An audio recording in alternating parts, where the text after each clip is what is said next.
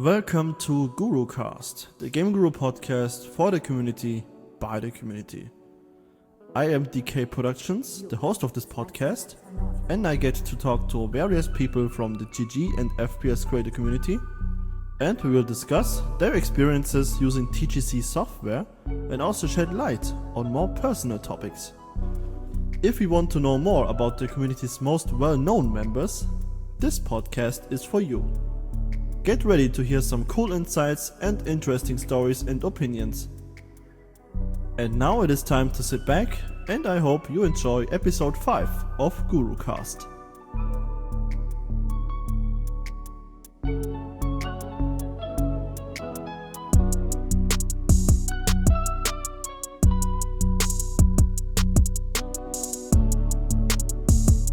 And my guest today is probably the MVP of TGC, because he's the only one who ever made an FPS creator game that was an actual nationwide retailers.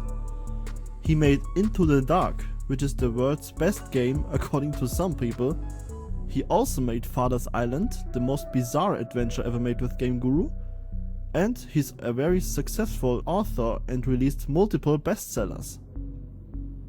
Furthermore, he has been working on AAA productions like the Hitman series. And rumors have it that he was also involved in the recent Star Wars productions.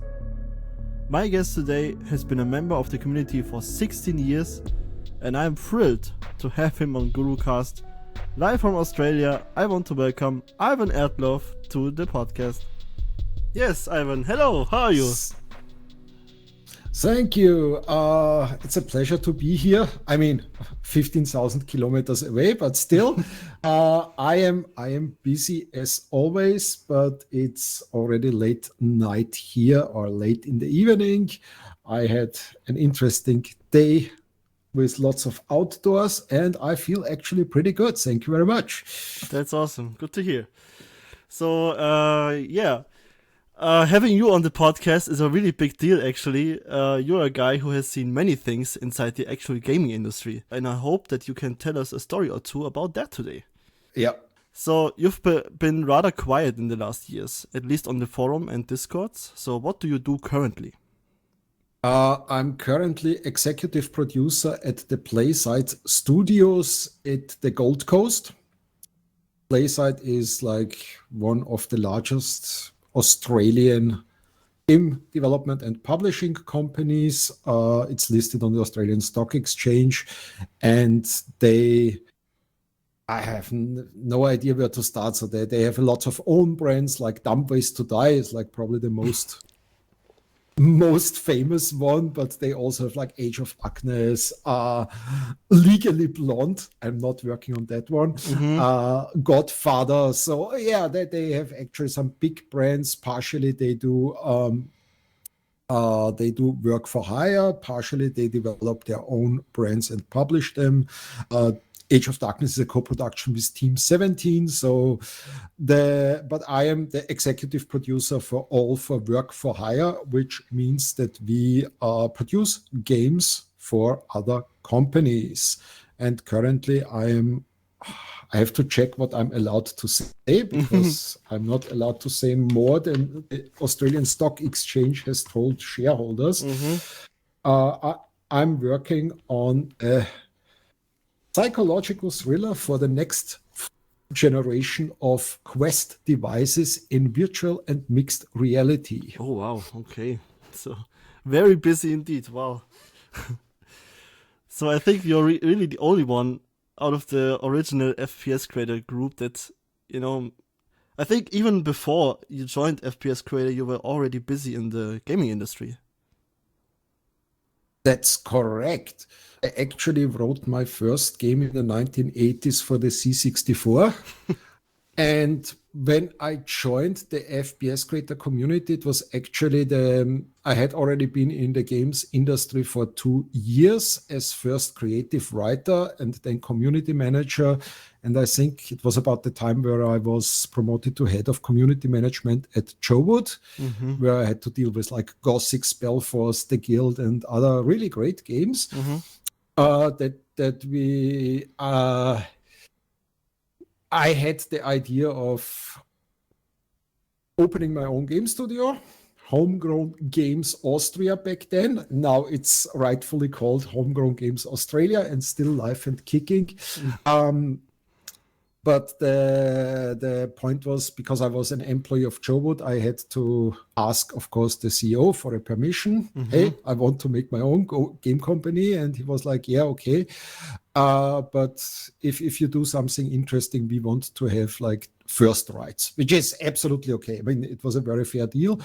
And that was also how Robert D. Anderson and the Legacy of Cthulhu came to life and was created using FPS Creator.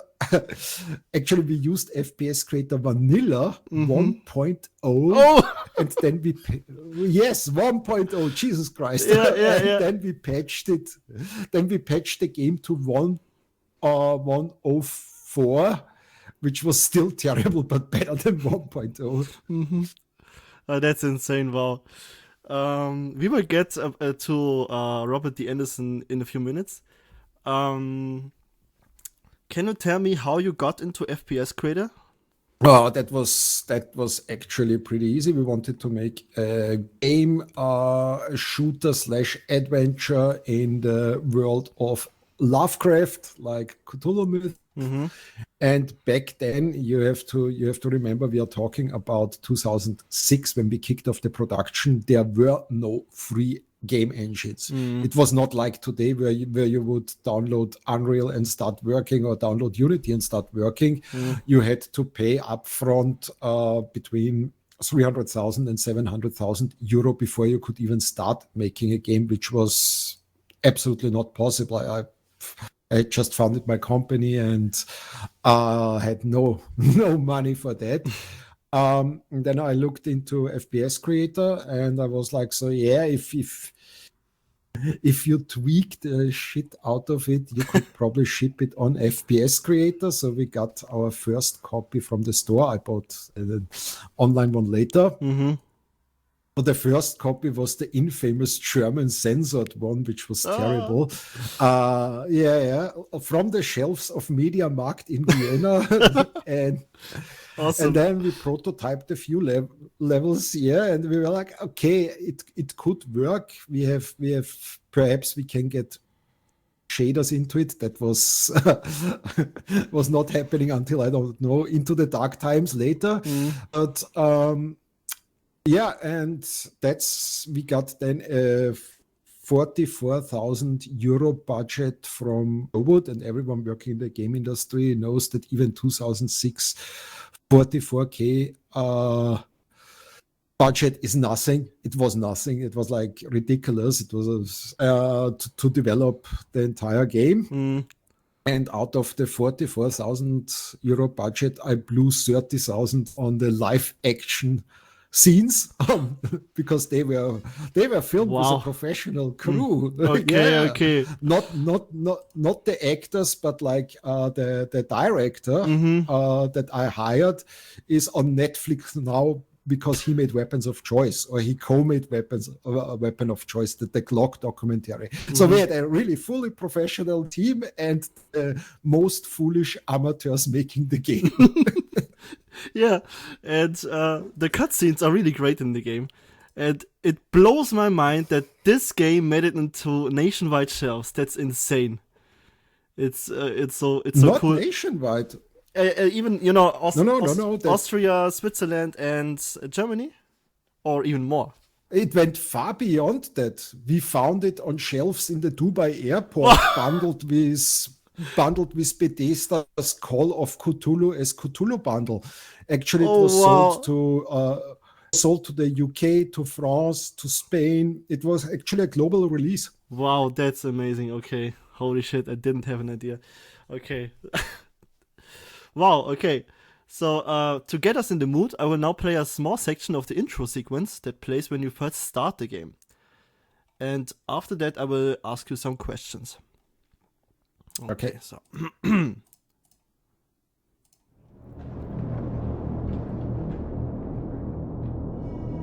Everyone calls me Anderson. Robert D. Anderson. A perfect name for a New York Seamus like me. And in times like these, I'm glad that almost no one knows my real name. Robert Dietrich, Baron von Landers.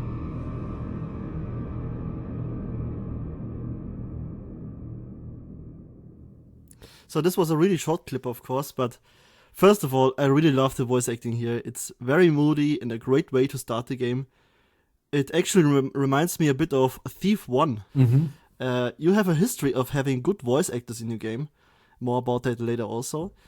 So, first of all, how did you manage to get your game out to the store shelves? What evil spirits have to be summoned to do that, and what's the process of that? So, I mean, that was easy because of my deal with Joe that I mentioned before. They had given me the budget and they wanted to release it, and they released it.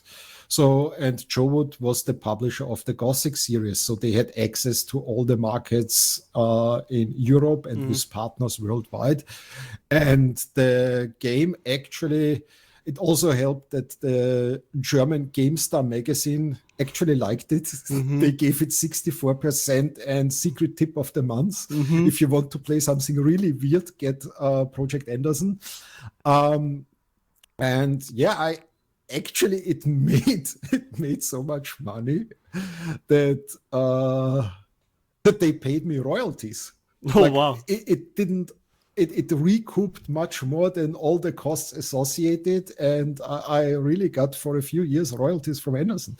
And even after Joe Wood went into bankruptcy and THQ took over, I still got reports, so hey, we still make some money with it. And that went on for a few years, and yeah, they actually paid it out, so it must have sold for what it was really well. That's amazing. It's so funny to see, the really great cutscenes and then the transition into the actual game. Like for me today, nowadays, the difference when, you see right at the bat that this was made in FPS creator, stock weapons, the hands aren't even there, I think. And it's so crazy to see this. It's really awesome.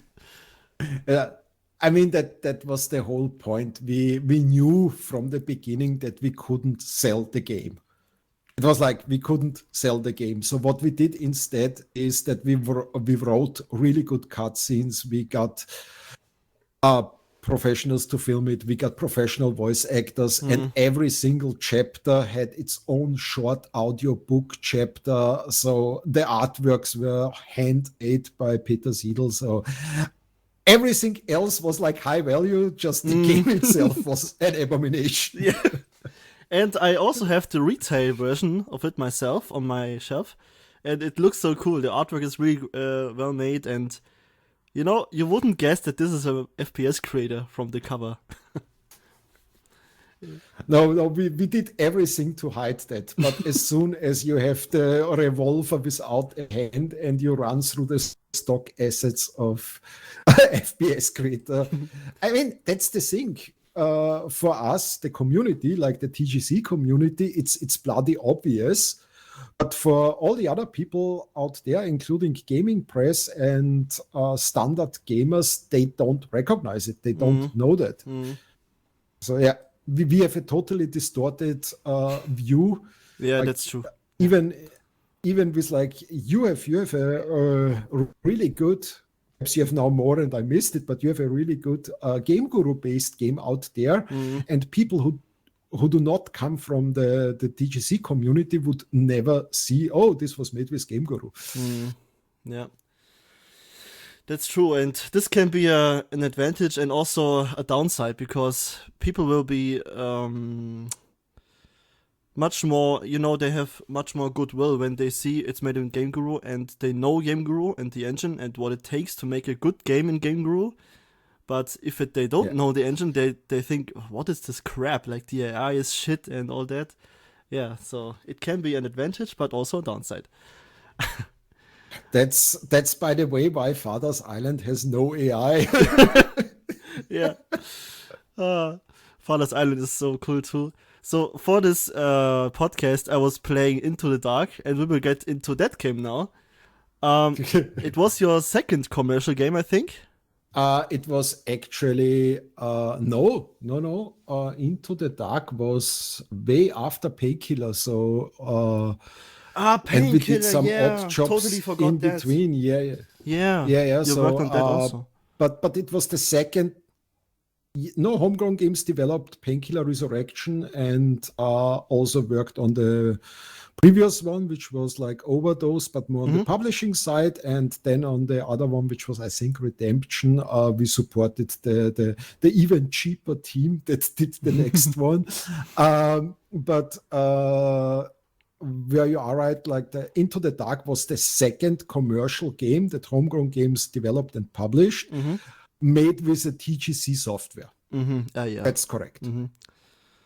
Painkiller, yeah. I was talking to you years ago and we talked about Painkiller, and I even have that also in my shelves. I like to Excellent. Yeah, I like to collect old games. So Into the Dark has also a physical boxed version, and the artwork is also really cool. And again, a bystander who doesn't know FPS creator could never tell that this game was made in such a primitive software.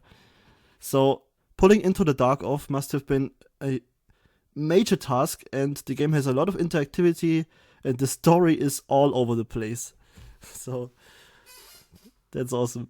Into the Dark was, and I still, that's a hill I'm willing to die on. Into the Dark was the maximum what was possible with FPS Creator at that point in time.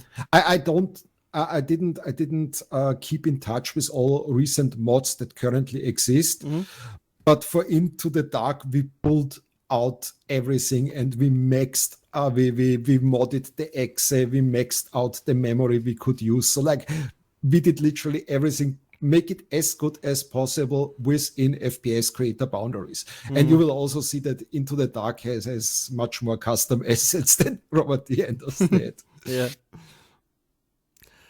So I was playing Into the Dark yesterday and today morning, and I actually recorded a small gameplay series for my YouTube channel, and the game crashes still so many times. And when it runs, it's awesome fun, and you know, of course, for German viewers, the GameTube Let's Play of the Into the Dark game is legendary, and some people hate it and some people love it, but I think there is no one that played it that doesn't have an opinion about it. That's true. It's like it polarized because of course it's trash. Like it was deliberately written like a B movie. Like Bruce Campbell, fresh from university, selling his parents' house to make a movie. He actually did that together with Sam Raimi back then. He mortgaged his parents' house to shoot Evil Dead. But no, it was really in this matter. Don't take yourself seriously, don't take the game seriously, but at the same time, make it as much fun as possible. And of course, it crashes now on modern PCs even more. I have no idea why. Oh, okay. So that's one of the FPS Creator curses. So even on Windows 7, it runs better than on my Windows 10 and 11 machines. I don't know. I have never looked that deep into the memory management of Windows compared to like previous versions. But when it doesn't crash, which is a big when it doesn't crash, and if you are into those cheesy B movies and B horror movies that just pull jokes over horror, I still think it's not a bad game. And I mean, it won 2014. It won the GameStar Game of the Year award in the community favorite, which was awesome. Totally because of the GameTube video series. But so many people said, okay, this crazy shit deserves the Game of the Year award from GameStar. And I still have this GameStar Game of the Year award here on my wall in Australia. So yeah. Awesome. That's so cool. I basically grew up watching the GameStar videos back then on magazine DVD, and it was in 2006 where I purchased my first GameStar. I was 13 years old back then, I think. So I even remember there was Robert D. Anderson demo on one of the DVDs. And back then I wanted to play it, but I couldn't run it because my PC was so shitty, even back then. For FPS Creator, even that didn't go well. So No. These gaming magazines, they were a pretty big deal back then. And, they're still important today, but now that everything has moved to the internet and all being online, so it certainly lost its charm for me, personally. Because I really like the DVDs and all that stuff. And yeah, you being so in some sense connected to the German magazine industry, that was also really cool to see. And it's some great way to get your game out and to get promotion and all that. So that's always helpful too. Yeah, I mean, it was Into the Dark was a little bit tricky because it was published by a German Bavarian Munich publisher who had only very restricted rights, because I had already slight hint that this game could make like really big numbers for me, like for small homegrown games, really big numbers and big money. So they got very restricted rights, like just physical, just German and small UK and French outlets. And they published it, and they never even filed their royalty reports or sold or paid royalties. And I took away the rights from them, and they didn't even fight it. That was like, and I know that they actually sold really, really well, but they knew, they were like, the company doesn't exist anymore, so it doesn't matter. But it was like really crook, shady company. It doesn't exist anymore, so I will not call out the name. But what happened is that I took the rights back, and I overhauled it and improved it even more and maxed it out, and then I put it on Steam. First on Desura, then on Steam. And yeah, I mean, I don't know what Steam Spy says right now, but I think the total copies from like physical and bundles and Steam and so on, that's like 250,000 that was sold. And that's for an FPS creator game. I think it's definitely the world record. Yeah. For example, my first game ever, Hunted One Step Too Far, published in 2016 on Steam only. I think with bundles and giveaways, 5,000 people own the game. And for Dark Skies, which is way more enhanced than Hunted, I think 2,000 people own the game right now on Steam. But I'm not sure. It's just that's like really, really minor compared to your stuff. That's awesome. Wow. But that's also because Steam changed. If you put something on Steam 2014, you had so much organic visibility that you would sell. Every fart would sell at least 10,000 copies in the first weeks. It was a different world. And when I published Father's Island, and now I'm curious because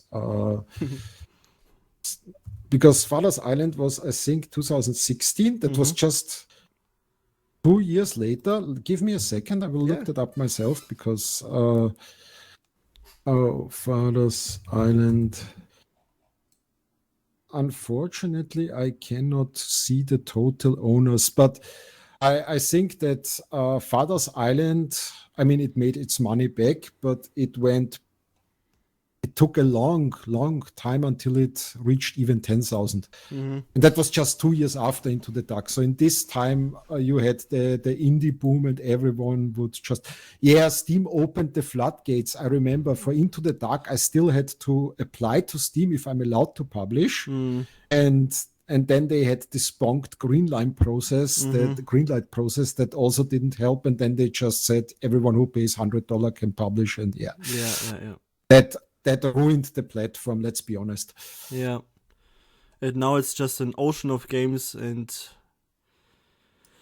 the deeper you dig, the less you want to see it. And there are games up there on Steam that it boggles the mind, but we all know the story. I've seen everything from like porn games to Nazi games, and it just flies through undetected. It's insane. Yeah. Actually, I can't remember now if Into the Dark or Robert D. Anderson was the first game in Germany that got swastikas approved somehow. There is even an article on the website of the Grimme Institute in Germany about Into the Dark being actually the first game that got a swastika approved. That's correct. And that was the whole discussion. I had forgotten about that. The whole discussion bubbled up when Through the Darkest of Time was published. And several magazines wrote, Through the Darkest of Times, that's the first game that got basically the whole pass to have swastikas and fascist symbols in the game. And then a few journalists and bloggers reached out to me. I was already in Australia, and they reached out to me, hey, what's with Into the Dark? Was that an illegal swastika? And then I looked back into my communication with the USK back then, and it actually was approved because the swastika was not an interactive element, and in the context of the movie scene where it was shown, it was clearly visible that both the game and the creators take a stand against this ideology. Okay, yeah. So that was 2012, we got this one swastika. It's not like Through the Darkest of Times. It's one swastika in a movie scene that got actually passed through. Yeah. I think nowadays it's very different. Still, I think, not sure that the new Wolfenstein games, they have swastikas in the German version. Not sure. I know there's an international version which can be purchased also. But nowadays it's much less problematic than it was used to be. And also for, gore factor and generally violence in games, it's been very restrictive from the early 2000s years. I remember having censored games all the time. And now it's, with the indie market, they can't even control all the games anymore, so... No.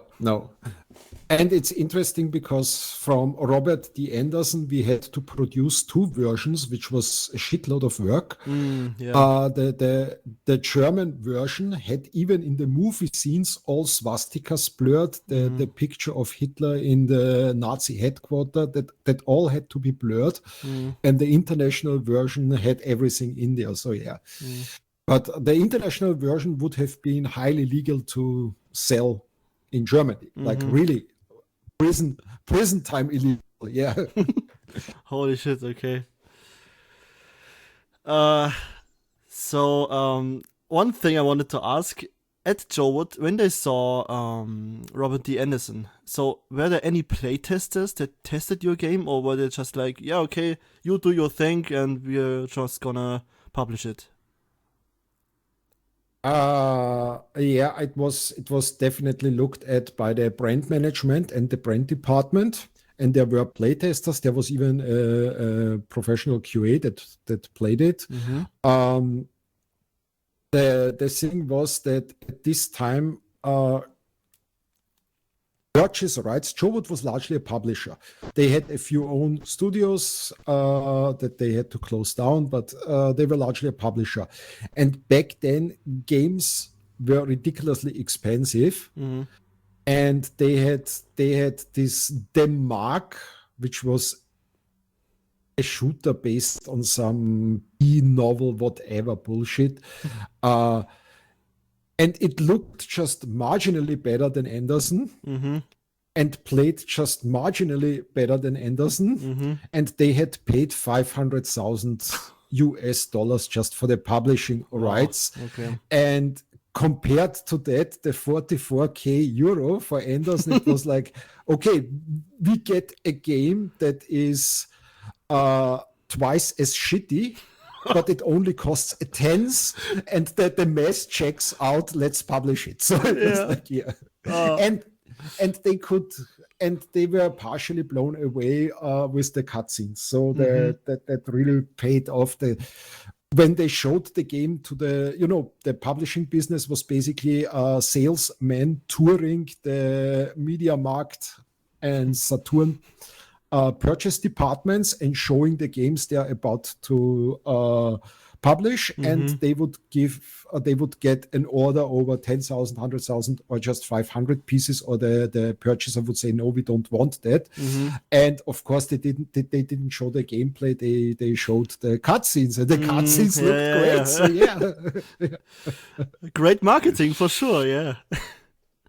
So do you know how many physical copies there are of Anderson? Definitely more than 70,000. Wow. Okay. I'm not sure if all of them were sold, or if some are now in a secret dumpster next to the ET game that Atari buried in the desert, but 70,000 of Anderson. And I know that physical copies of, so I got this insider information that around 30,000 were sold by the publisher before I took the rights away. Wow. I think you can even buy the game on Amazon today. Yes. Or at least eBay. It's yeah, it's cool. And you can still buy it on Steam, and Into the Dark game. Let's see. Oh, yeah, Amazon.com has still 3.6 out of 5 stars on Amazon.com. That's actually not bad. That's decent, yeah. That's decent. A. Kilgariff from the United Kingdom met my expectations. Whatever that may mean. It's.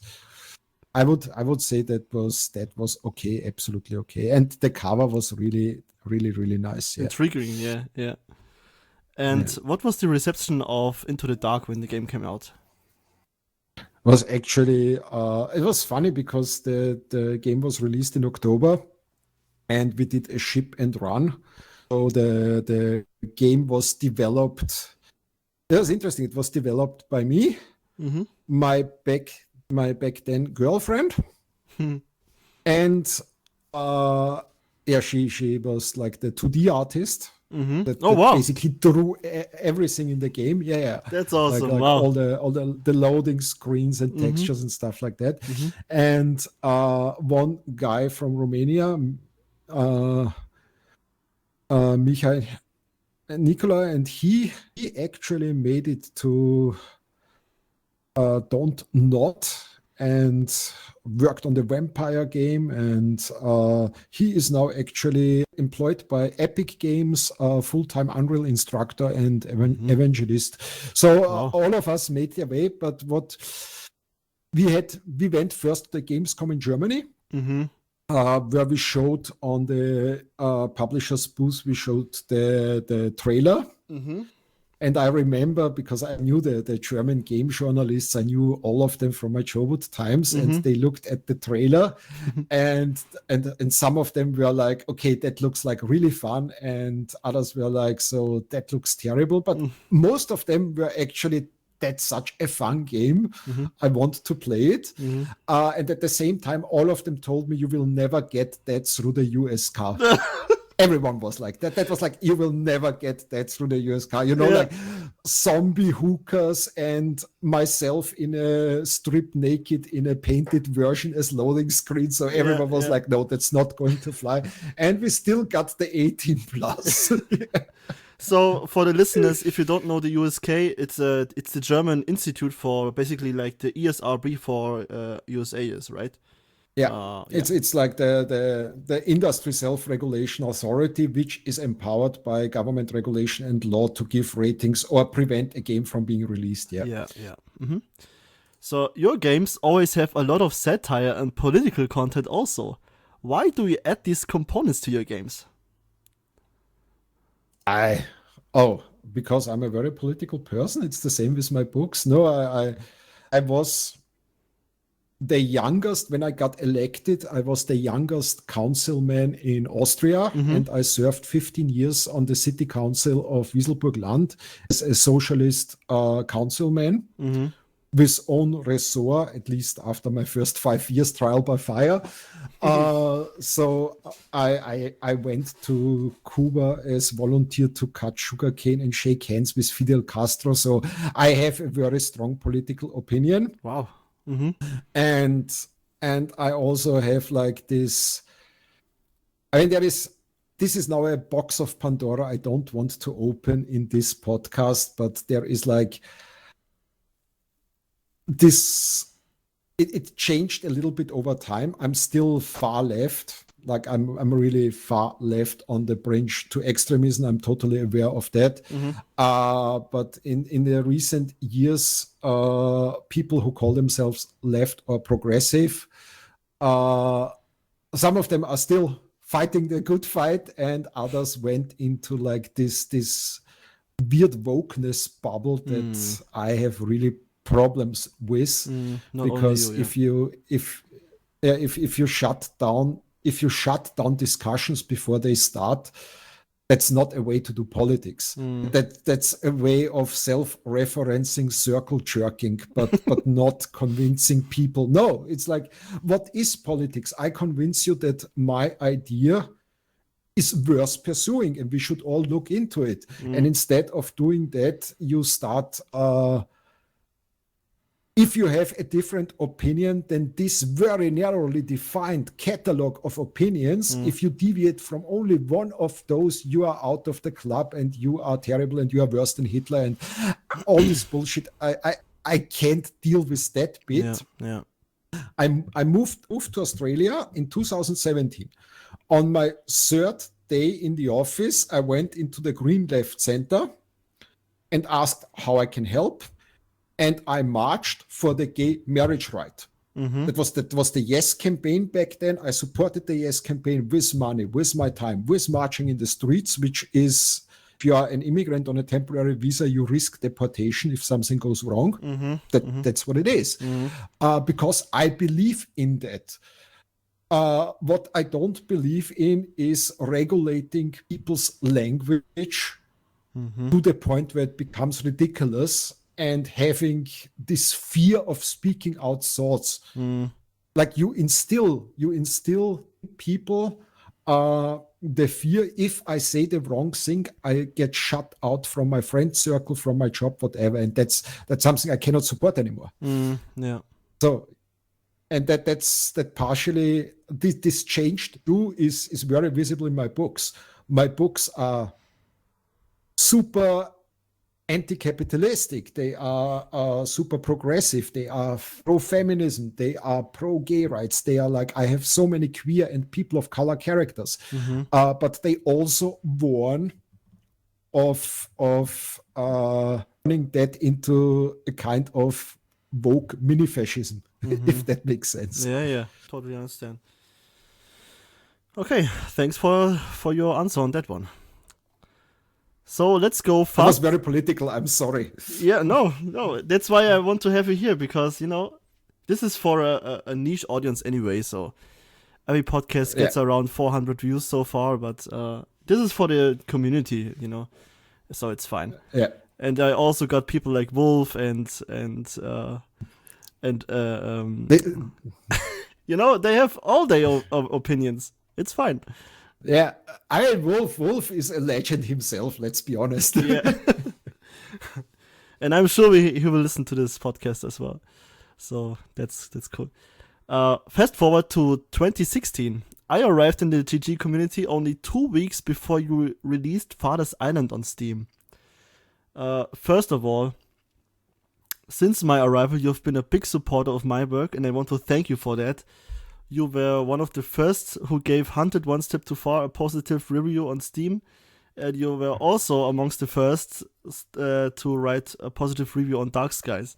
So, big thank you for that.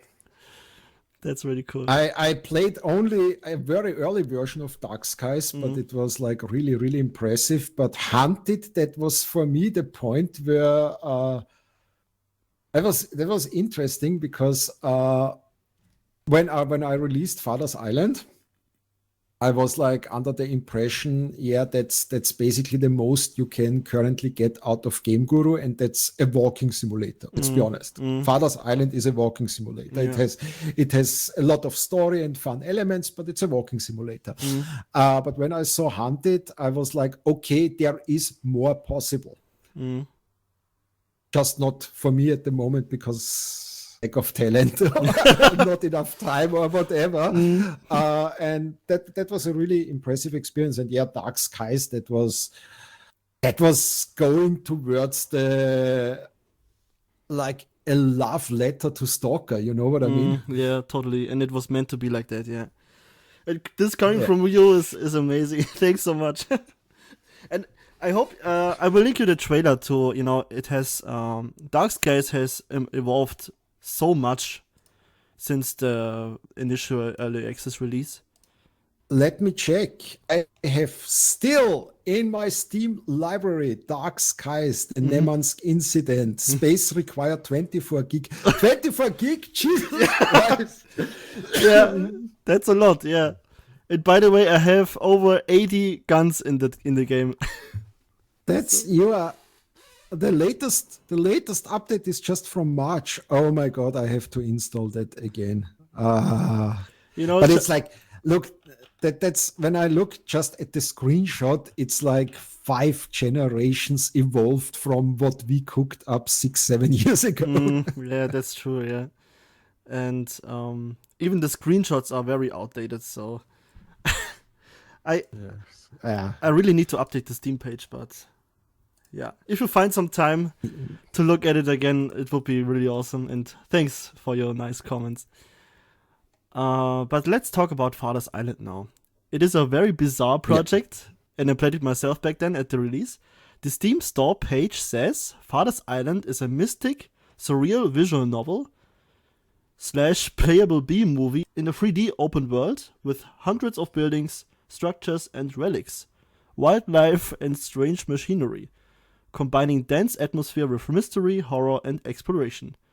And it even has 4 different endings, one of them being a suicide option. that's and the German YouTube channel called GameTube, there are 4 ex-workers from GameStar. And they also played Father's Island, and that was so funny and so cool to see how they randomly triggered the suicide option. And all these things, the sheep and all that stuff. Oh, it's so cool, and the game has really cool atmosphere, I think. The piano music and all that. It's really nice, and before you get to talk, I want to play a small part of Father's Island intro. Please, not the sheep. Okay. No. All right, let's get this party started. Here we are on the shores of New England. I have half a pack of cigarettes and $30 in my pocket. If you want to know my story, get us to that island up ahead. Just know, I've got nothing to lose and a huge gap in my memory. Huge as in the first 10 years of my life. There isn't a single memory.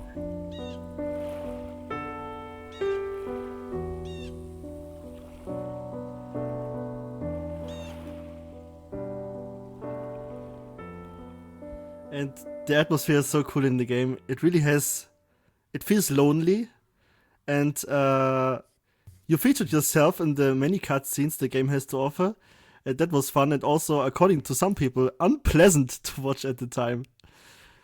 Also, you had you had also John J. Dick voicing the main character, and for those who don't know who he is, he voiced the player character in the original Serious Sam games. He is still the character in all Serious Sam games. Oh, okay. So I didn't know that. Okay, that's cool. I still work with John today in my AAA job. He's if you need a very specific character, like a downtrodden fighter, he's, in my opinion, one of the best voice actors for the job. You still call John J. Dick. That's awesome. Nice. A really reliable character then. Yeah, what can you tell me about the development process of the game and the reception after the release? So that was actually kind of a bet at Mipumi Games, where I worked first on the Anno mobile game as producer, and then as the lead producer of Mipumi on Anno mobile, and then as producer on Hitman. And we looked at the walking simulators during one of I think it was like the Friday afternoon beers. No, we went actually to some venue, had a few beers, and we looked at those walking simulators like Gun Home and DA Stand and whatever.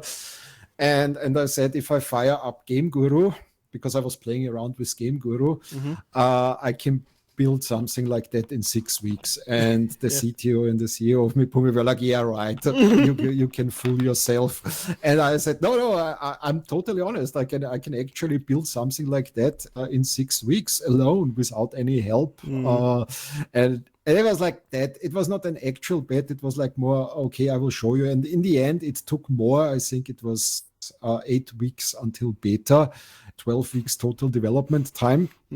Wow. And I hired in the end J. Dick because I didn't want my narration voice spoil it. But actually the cut scenes were filmed in front of a green plastic green screen from one of those army plastic things. Okay. And my daughter held the camera. So nice. Homegrown games indeed. Yeah, homegrown games in the basement of my house in Blindenmarkt. I was really. My daughter had a blast because I was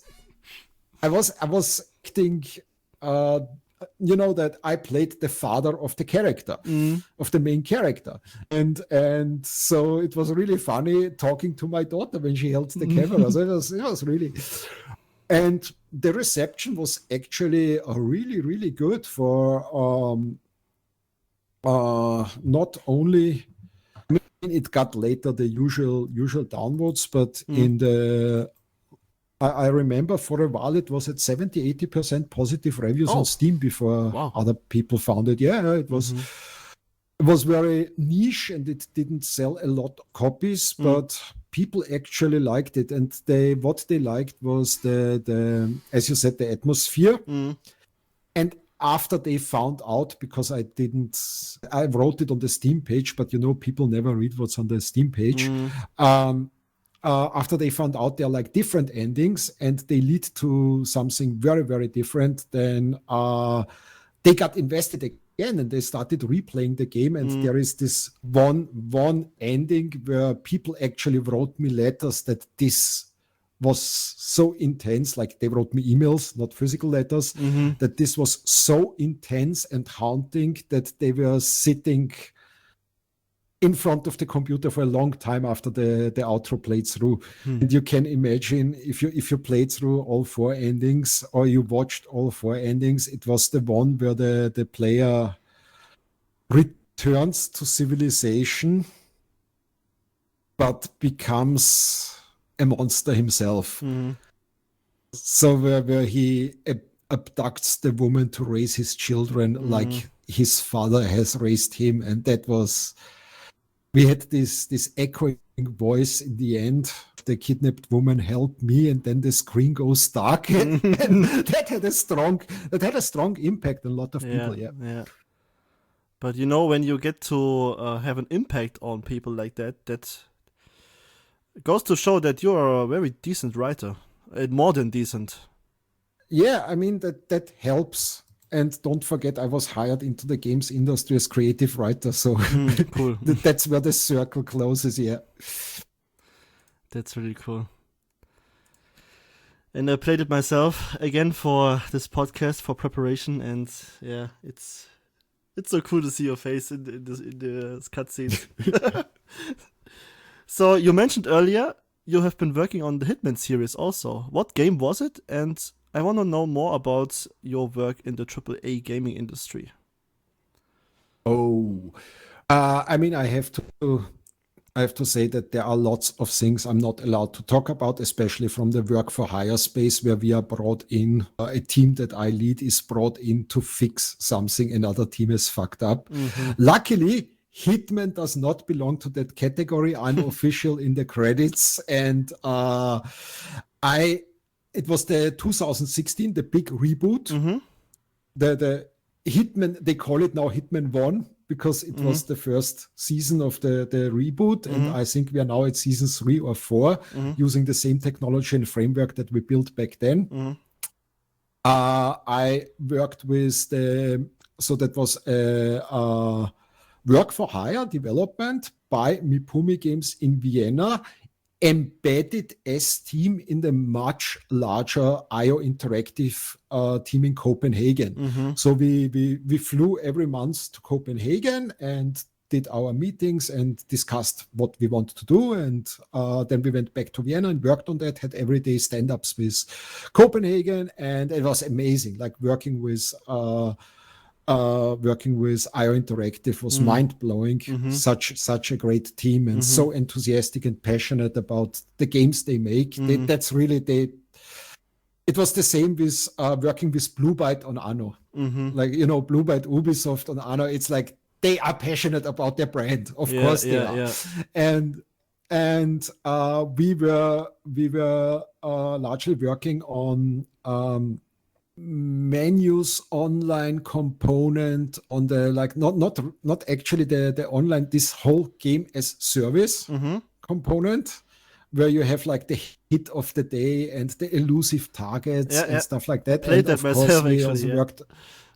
And we worked very intensively on the first big, the Paris fashion show level, which was an amazing experience. So I was on the project before I was pulled off to do the Red Bull Mind Gamers Championship. I was on the project for Paris Fashion Show and Sapienza. And those were, it was beautiful, and I loved working. I was a producer, so you don't do much creative work yourself. You fill out Handsoft and spreadsheets and Jira, and you unblock team members that are waiting for like art assets to be delivered. So it's very different from game designing, but it was. Yeah, I cannot emphasize enough the quality of the team and the leadership at IO Interactive. So they are an amazing space. So if I love Australia, but every time that IO Interactive posts a job and there is some senior producer or director, game designer, something like that, I'm so like, I could make a phone call. I could go back. No, but it's like, I'm really happy here. And after I shipped the Hitman, the 2 levels, and after I shipped the Red Bull Mind Games Challenge, and we had the World Championship in Budapest, which was also extreme experience with live on TV. Then I had basically the choice. So do I want to stay in Europe? And just move from studio to studio, like the Quantic Dream, a friend of mine had started there. They had some really interesting stuff that was going on. And then I got the offer from SMG Studio in Sydney. They had been working on and released the official Risk board game for Android and iOS.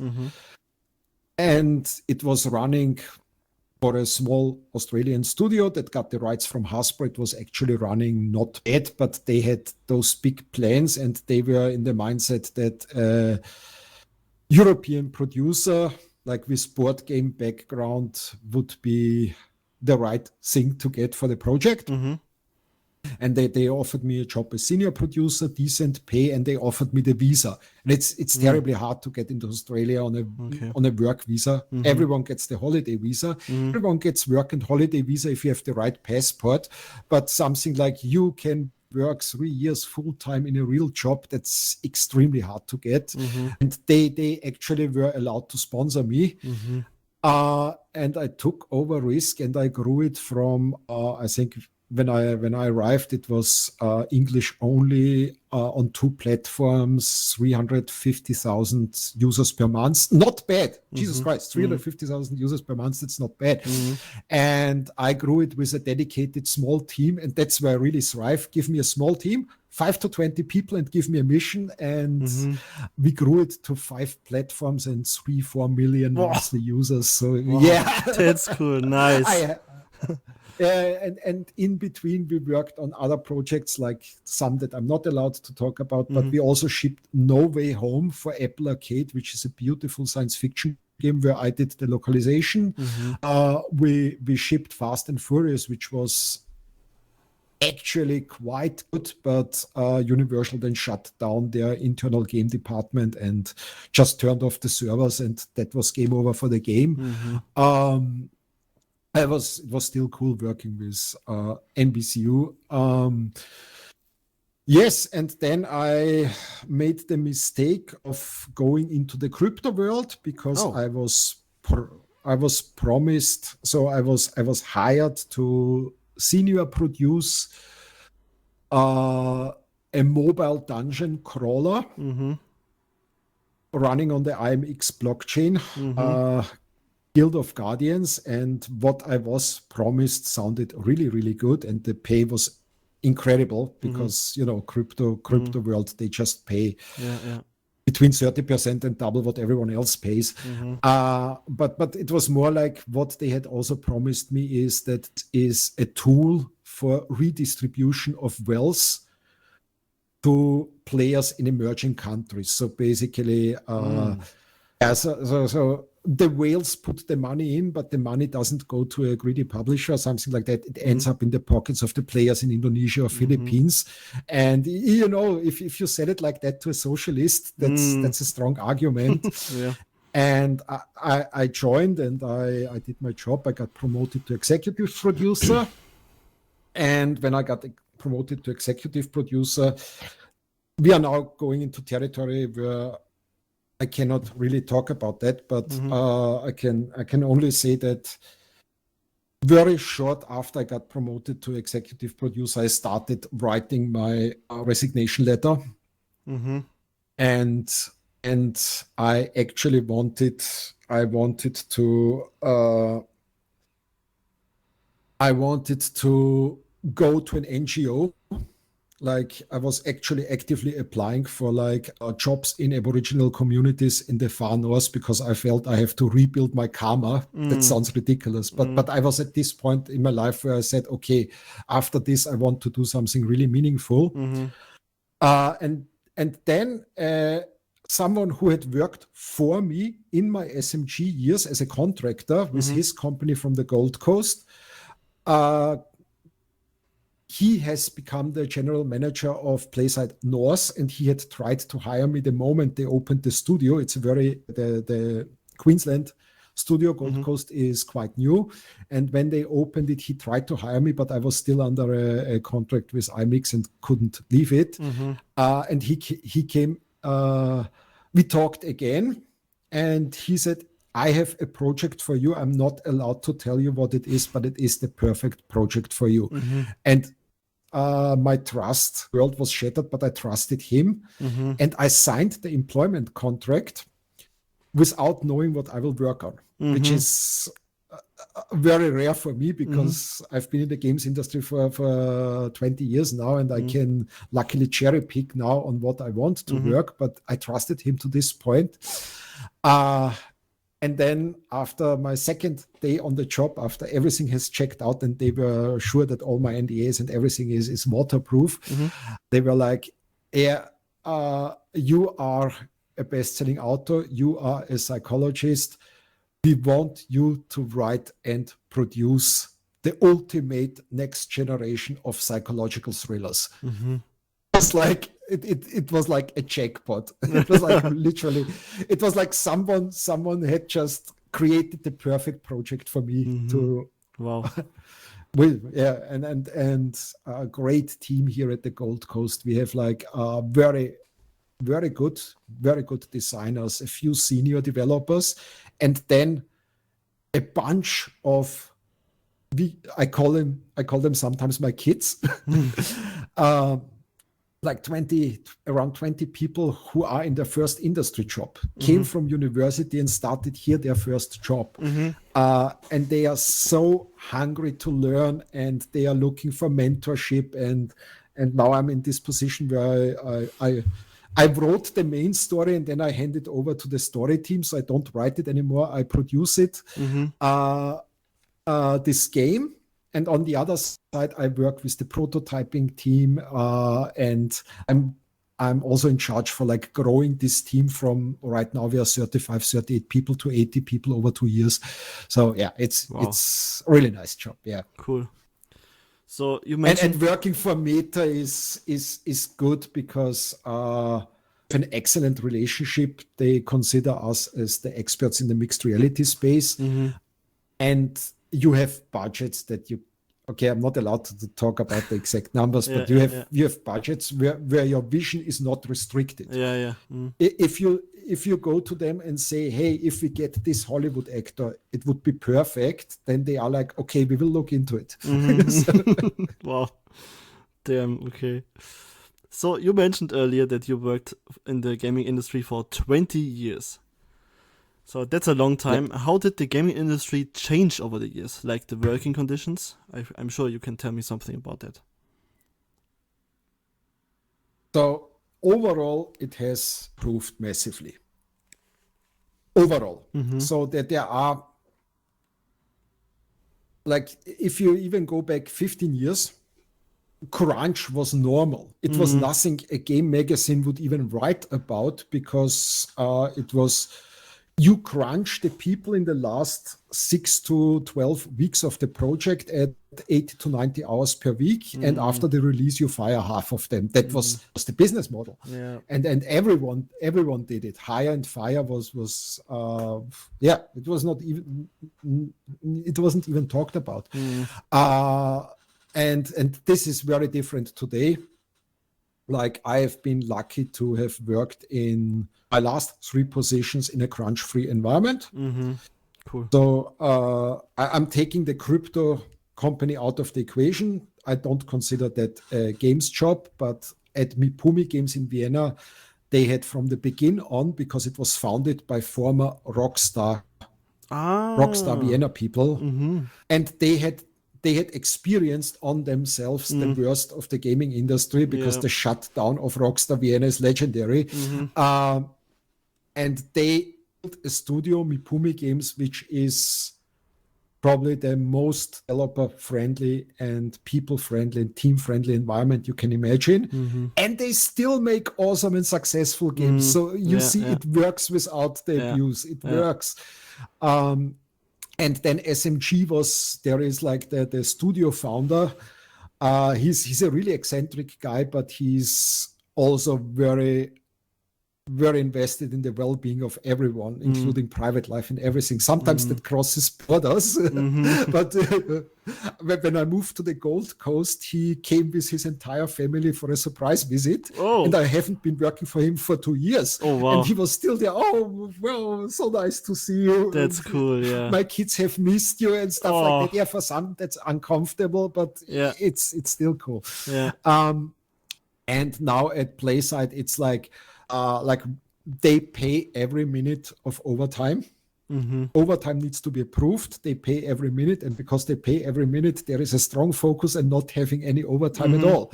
So it's like the and then the second thing that has definitely changed is the whole bro locker room culture, the culture of sexual harassment, abuse, which was definitely running wild like 15 years ago. And and that has changed, because if you try that now, you on the cover of Kotaku and you can appear into the wilderness for a few years until the dust settles. So no, it was like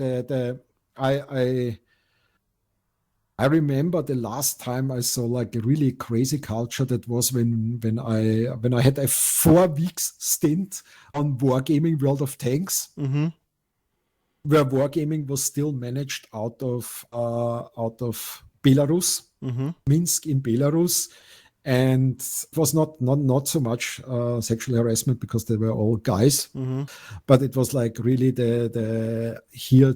Take some money and coke out of the safe and go to the brothel culture, stuff like that. But and that's I think that's what we see now is a really positive impact, and that sounds now like something one of the people would say that I ranted about, but it's true. What we have seen is there is a really positive impact of good female leaders. I'm not saying that all female leaders are good. By God, there are terrible, toxic female leaders. But you have now, especially in producing positions, I would say the 2/3 of the best producers and best game dev leads are women. That I know, I know, like personally, that I've worked with, it's like I worked like with Kristen Halloran on the Hasbro side, amazing producer, very empathic towards the team and the audience, which is important.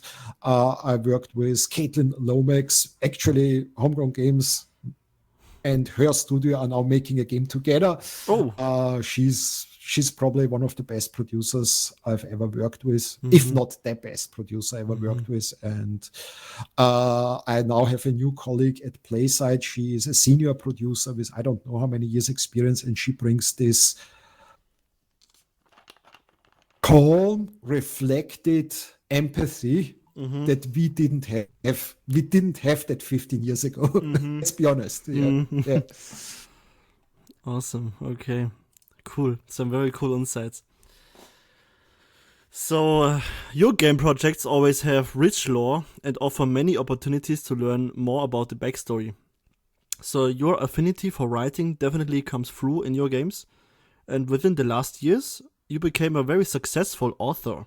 You have many best-selling sci-fi thrillers on Amazon, for example. And how did you get into writing, and where did you draw your inspiration from? A good question.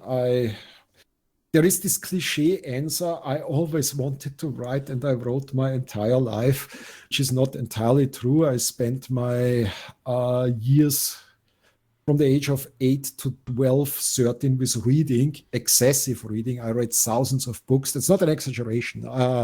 My uncle was in charge of a public library that got closed down, and he couldn't bring the books to the recycling center. That was something. So he brought it to my dad, who had like a giant garage, which was actually a 2-story building, and put all the books in there. And I suddenly, as an 8-year-old boy, had access to books that were far beyond my age. And some of them I shouldn't have read at the age of 8 or 9 or 10. But for me, that was like the holy grail. I had unlimited access to 10,000 books, and I read thousands of them. And at the age of 16, I started actually writing at the age of 14, 15. Like short stories, horror stories, stuff like that. Then 3D Studio came along, and I spent years in 3D Studio, not Max, the old one on MS-DOS. That distracted me a little bit, but I got back into writing before I graduated from agricultural college at the age of 18, 19. And I was hired straight after graduation and army. I was hired to for a local newspaper. As first you are the lowest thing in the food chain. The guy they sent out for traffic accidents or stuff like that. But over time, I had a great mentor, the editor-in-chief, and he taught me like how do you write for which audience? How do you make a story interesting, even if we all know it's not interesting at all? Stuff like that. And he was like former career editor, like really, he was in his retirement already, still editor-in-chief for the regional newspaper. And he told me all the tricks of the trade and instilled this love for writing in me. And I actually, around this time, at the age of 18, 19, I wrote the first third of a novel that I called Mutation, alte Freunde und profitable Kriege, which is mutation, old friends and profitable wars. And I showed it to a few people, including my mentor and friends, and they were like, you are onto something. It was like totally unconventional. It was like a prologue within a prologue within a prologue on three time levels. First person mix of past tense and present tense. So whenever action occurs, I went into a present tense bullet time in writing, which sounds super weird, but everyone was like, you are up to something. There is some potential in there. But I didn't believe in myself. So fast forward, I arrived in Australia 2017. In June, I was in my new life. I had lost all contact to friends. I didn't have friends here. The Australian internet was too bad to even play Counter-Strike. Oh. and I discovered the self-publishing on Amazon. Yeah. I saw that too. And I came from self-publishing games on Steam, and I was like, how difficult can it be to self-publish something? First I have to write it. So I wrote quite quickly, I think over 6 weeks or 8 weeks, I wrote Kolonie im Schatten der Matriarchin, so Colony in the Shadow of the Matriarch, which was a twist on the classic alien invasion story. And the twist was that the aliens don't behave like the typical either super hidden evil, like in V, or insectoid Independence Day mass assault. No, the aliens behave like the British Empire in the 17th century. They actually believe the worlds they colonize benefit from them. They believe they would never see themselves as evil. They think they bring enlightenment to everyone, and as a perk, they get the resources of the planet. But it's not about the resources. It's about enlightening those barbaric humans. And that ends in a clusterfuck war. So I wrote the story. I published the story without proofreading, without editing. It was like hundreds of spelling mistakes and grammar mistakes. It was a catastrophe. It still had more than 4 stars. So I was now like, okay, I am up to something. I think it's now at 4.4, 4.5 average on Amazon out of 5. But that's now a 10 times edited and improved version.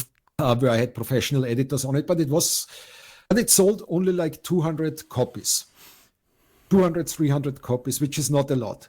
But it ended on a cliffhanger. And out of those 200, 300 readers, 50 wrote in and said, so I want to know how it goes on. So I wrote the second one, and I wrote the third one, and I looked at a total of like 2,000, 2,500 sold copies.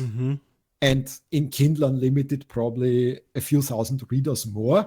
And it got like really, really good ratings. And some magazines and bloggers wrote, hey, there is this crazy insider tip, and it's a really well-written story, terribly formatted and edited, but well-written. And then I was like, okay, fuck it. I will grab out this manuscript from 20 years ago, mutation, and I will finish it, and I will publish this one. And that was my first bestseller. I mean, 10,000 copies sold, #1 chart positions on Amazon, book bloggers writing about it, nominations for the German Audience Awards, like out of the blue. And if you have one such success, and I immediately wrote the sequel and the next sequel, and they all piled up in success. So it's like that the series is now at around 200,000, 250,000 sold copies at least. And if you have such a success, then suddenly what happens is you are very much visible in the Amazon algorithm, and whatever you publish next, it has this baseline of 3,000 people will buy it, no matter what it is. And if you put some marketing, some love in, you're at 5,000. And if you do it really well and you go to the bloggers and you go to the magazines, you're at 10,000. So you can scale your success. And the second thing that happens is that book publishers come to you. It's just like, so, hey, we have this anthology. Would you want to write one of the stories for it? Hey, this story you wrote for anthology is really good. Do you want to turn it into a full novel and publish it with us? And audiobook publishers come to you like, hey, publish your audiobook with us. We will produce it. You have to worry about nothing. I mean, of course, they pay you only 12% or 10% if they pay for everything, but you get all those offers. And yeah, so if you include Kindle Unlimited and all the audiobooks, all the channels for the audiobooks, I crossed this year the 1 million sold copies threshold, which is insane. It's like I never thought I would ever get to this point. So yeah, I'm still not fucking rich, but I was able to pay back all the debts because I migrated. Long story, but I migrated to Australia with severe debts to both the Raiffeisenbank and some leftover debts to the Austrian tax authorities. But I actually could quit my video games job on the spot and just live off the books, and that feels really good. That's awesome. So even you saying that you struggled with yourself and had doubts and you didn't believe in yourself, and then you seeing in the spot, that's so cool and inspiring, because I'm struggling sometimes myself, and I'm still quite young. I turned 30 years old last month, and this is really inspiring for me. So maybe one day I get there too. So that would be great. But so keep in mind, I was 41 when I had my first bestseller after 20 something years of writing. So take your time. Just keep at it. Just keep at it. Yeah. And I was smiling the whole time while you told your story. It's really cool. And I can't thank you enough for being here today and telling your stories. It's really awesome. Let's switch the topic a bit. Just be stubborn. Yeah, totally. I think a good while ago you told me that you've been contributing something to the recent Star Wars movie productions as well. What can you tell me about that? Nothing. I'm not allowed to talk about that. And it's like an interesting experience. We worked on a companion app for Star Wars based toys, but very closely aligned with the movie team. So we had basically a direct connection to Disney. And we developed some of the holographic technology and some AR principles that are still used in movie production. Okay. All right. So let's switch the topic again to something you definitely can talk about, and that is Game Guru Max. So, holy shit, yes. Yeah. I remember you saying somewhere, I think it's been on the Discord, you are like making a bachelor degree with it or something like that. You gotta explain that to me. Peasants, it was a master degree, and I graduated as Master of Information Technology from Deakin University with high distinction and a score of 80.25. And I did with a research project using Game Guru Max. So how does that work? I can only imagine what you're doing there. I have no idea what this is even. So it was about. It was not about technology. Like my master project was not about technology. It was about development processes, about rapid prototyping, and something that I have always said about FPS Creator, about Game Guru Max. It's a great tool for rapid prototyping if you want to test a level idea that you have. Yeah. It's like, I'm not talking about gameplay, because for gameplay we need AI, and we all know that. Yeah. we all know. Yeah. But if you have a level idea, like, hey, it would be really cool if I, as a player, and I tell the story like now a user story in Jira.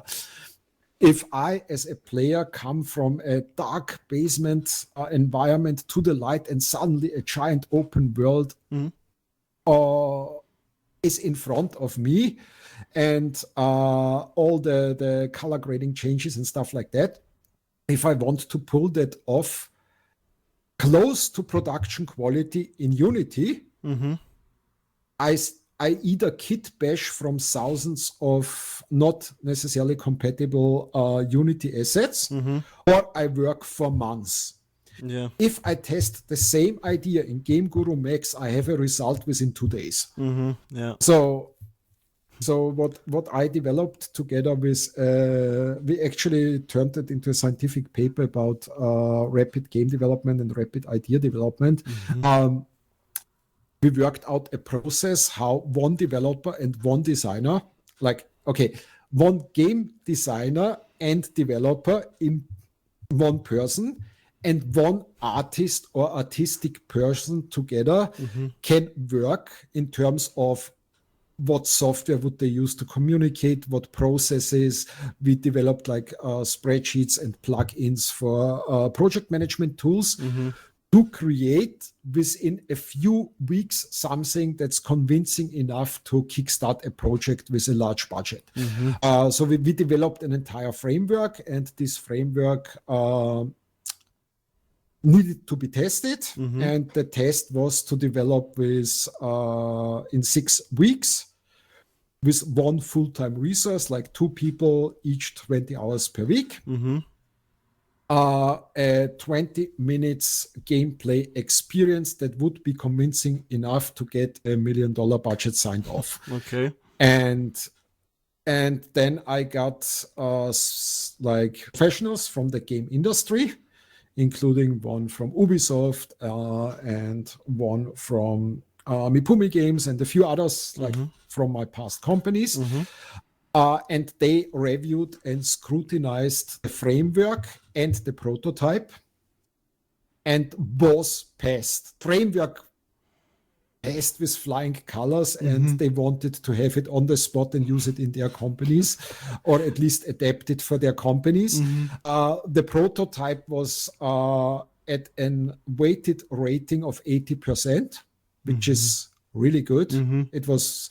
There were 2 professionals who were like, it's medium quality, and all others were either good or very good quality for a prototype. We would sign a project that presents such a prototype. So yeah, and that was all Game Guru Max. Wow, that's awesome. So you used Game Guru Max for quite a while. What do you think about the state of Game Guru Max currently? I still think for a narrative game, I would still use for prototyping Game Guru Max, for building out the level ideas. And then I would immediately move over to Unreal and build the game in Unreal. Okay. And that's the polite. Game Guru Max have their value, but not as tools to develop a game I want to sell. Yeah.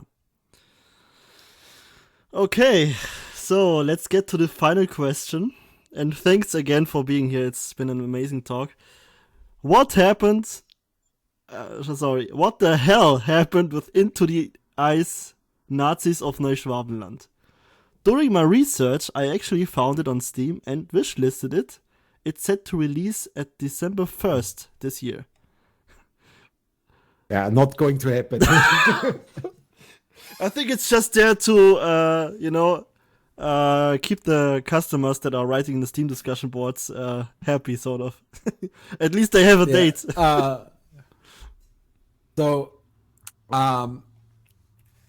The funny thing is, Into the Ice had actually a very early 3-level demo, which was still made with FPS Creator ages ago, which was quite popular on the Sura. IndieDB, I think it has actually a really solid rating there. Then we went to Unreal 4 back then. Oh. So we went from one development hell to the other. We went to, or was it Unreal 3? I don't know. We went to an Unreal version that turned out to be not very stable, which happens sometimes with Unreal versions. But usually you just wait for Epic to patch it and then you keep going. But then we went back to Game Guru, and at this time, actually it was after it was not even Game Guru, it was FPS Reloaded. And we built one level with like floating icebergs and so on. Yeah, I saw that. Lee and Rick even used that like video footage from that for like promoting okay. the FPS Reloaded back then. It was like one of the example projects, and we also worked on sound effects for Game Guru itself, like FPS Reloaded. So like the original weapon footstep sounds, they were all made by Homegrown Games. Stuff like that. Yeah. Cool. And then we basically went from one development hell to the other and switched engines over and over. And this reminds me a bit of Duke Nukem Forever, actually. They switched engines all the time exactly. also. It was exactly like that. And I had mentally not written it off, but I was in the state. So if Game Guru Max becomes ever stable enough to ship a game on it, I will make it with Max. So that was my conditional approval. And then last year happened something. A team of filmmakers working for an Epic grant. So basically they got money from Epic to make movies using the Unreal Engine 5. Australians, Western Australia, and they contacted me because my connection to Caitlin Lomax, and it was a friend of her, the director and producer, and she was brought in to do the motion capturing animation cleanup and the motion capturing and so on. And they didn't have an environment artist. And she asked me, didn't you do environment art? And I was like, no, I'm not an environment artist. Yeah, but who made the environments in your games? And I said, honestly, yes, I did that. And then I was kind of volunteered for making for an epic short movie, the environment art in Unreal Engine 5. And I had to do it professionally because it was for a fucking epic short movie. So I dug in, I learned it again. And I got to the point where I'm not a programmer, I'm not a blueprint engineer, but I got to the point where I became that proficient in Unreal that if I have a programmer and a shader guy and a blueprinter or whatever else you need, I can make professional level games in Unreal again.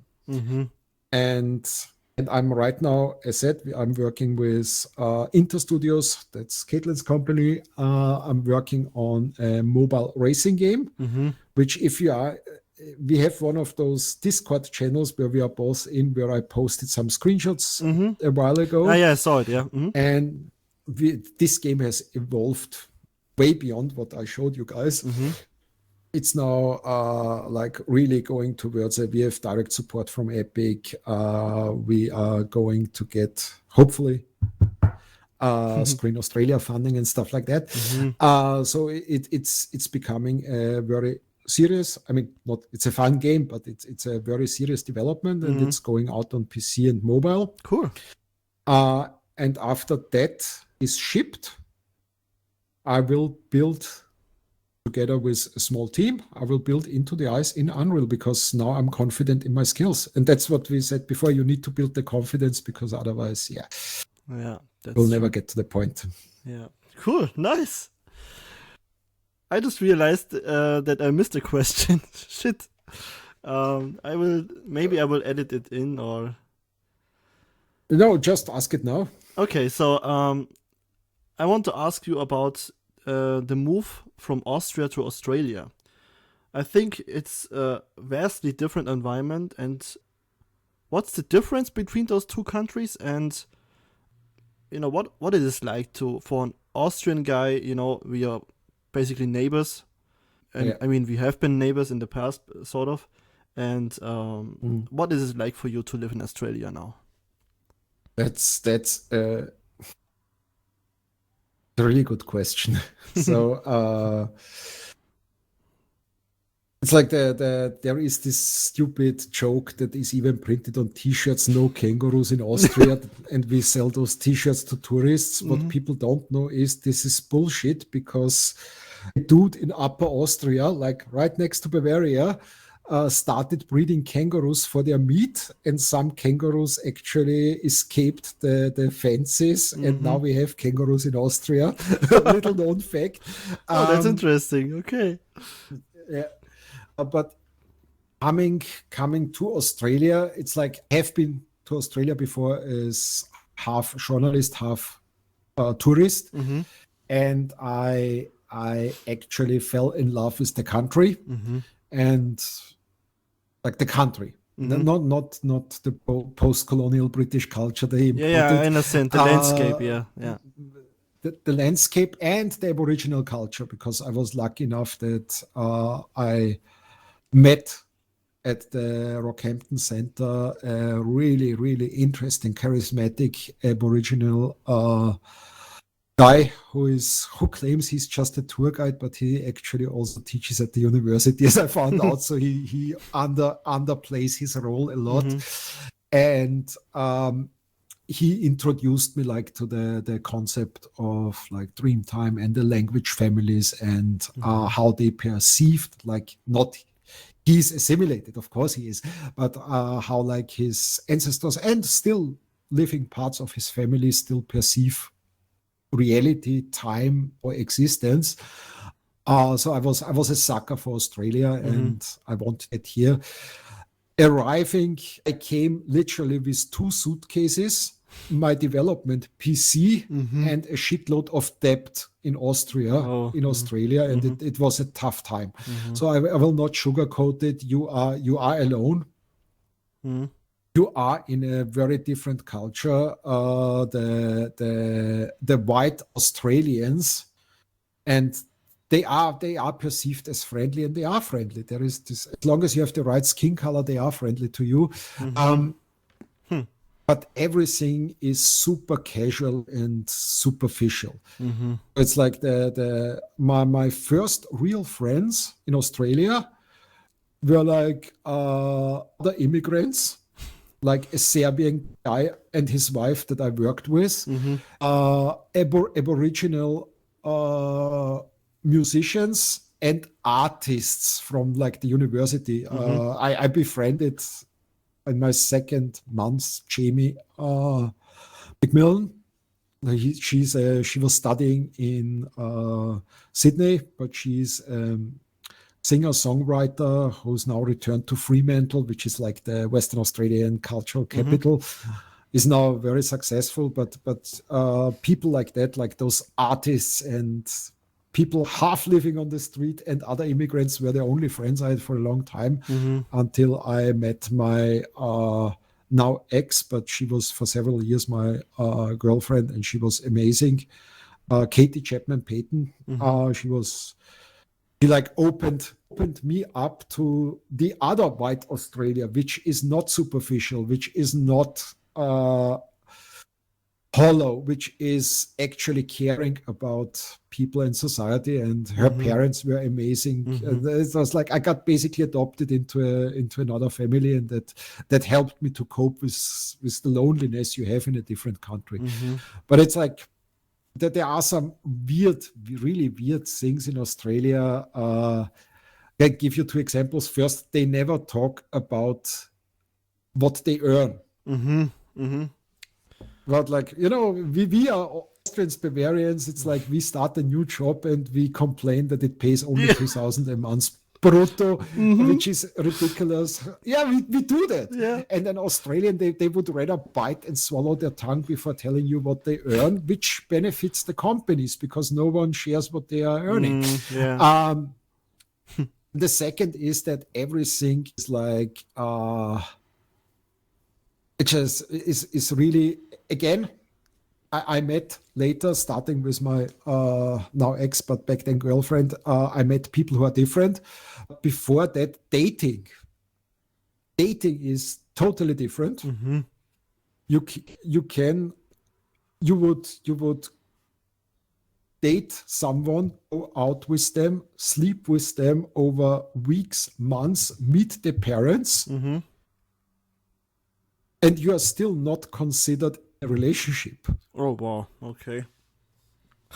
So unless it's specifically said, we are in a committed exclusive relationship. You are just a random hookup who has been invited more than once. So yeah, that's also a little bit of a culture shock. And they don't want to do anything in writing, which is also interesting. So even if you write to a company an email, hey, can I get a quote for, or can I get a tradie in to fix my roof or whatever? They will not write back. They will give you a phone call, and if they write back because they don't have a phone number, they will just send one sentence, please call us. Okay. And then you are on the phone. Everything's dealt out on the phone, and everything's super casual, not binding. So they tell you, I wanted to buy a motorbike. I bought motorbikes. I have now 2 motorbikes, one for my daughter, one for myself. But the first one I wanted to buy was a Honda 250, like a small one. And I went to the guy, and he was friendly, like all Australians are friendly. And we agreed on the price. And I said, okay, I'll be back on Saturday morning with the money and the paperwork. And I drove, I don't know, 2 hours on buses, like public transport. And I was there on Saturday with the money and the paperwork. And he was like, no, sorry, I sold it yesterday. Yeah, I saw that coming.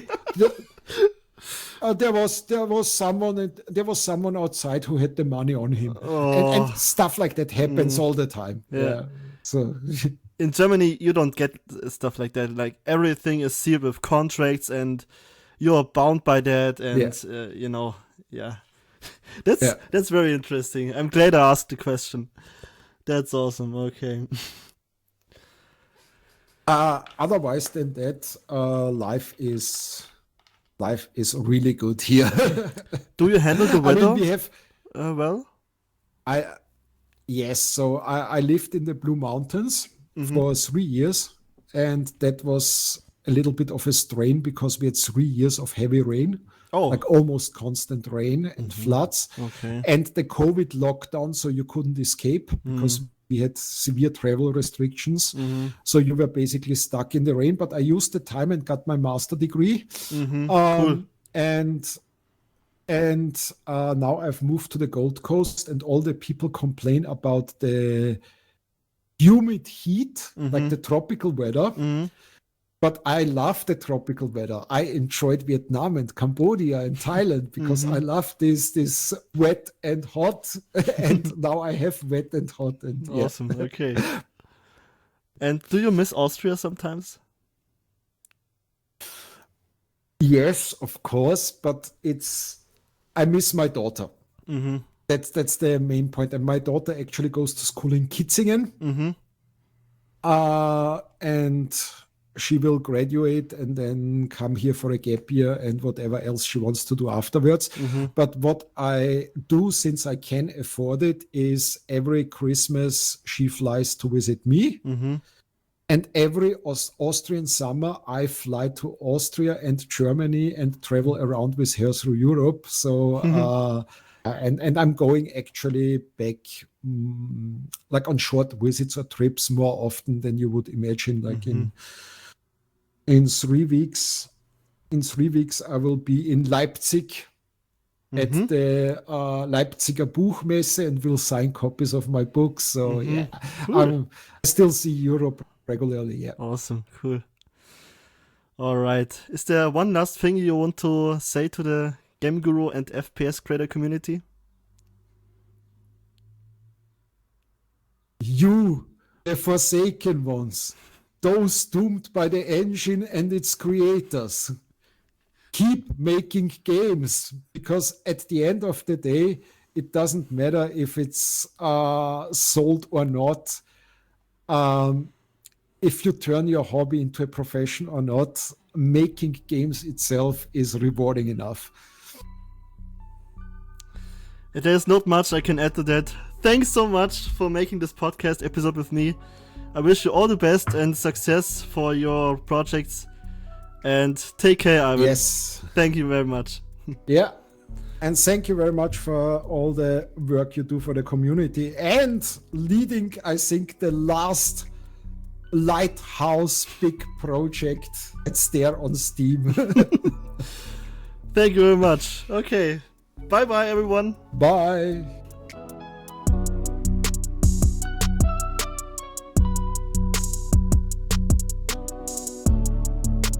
This was episode 5 of GuruCast. I had a blast talking with Ivan, and I hope you enjoyed the talk as well. Take care, everyone, and see you next time.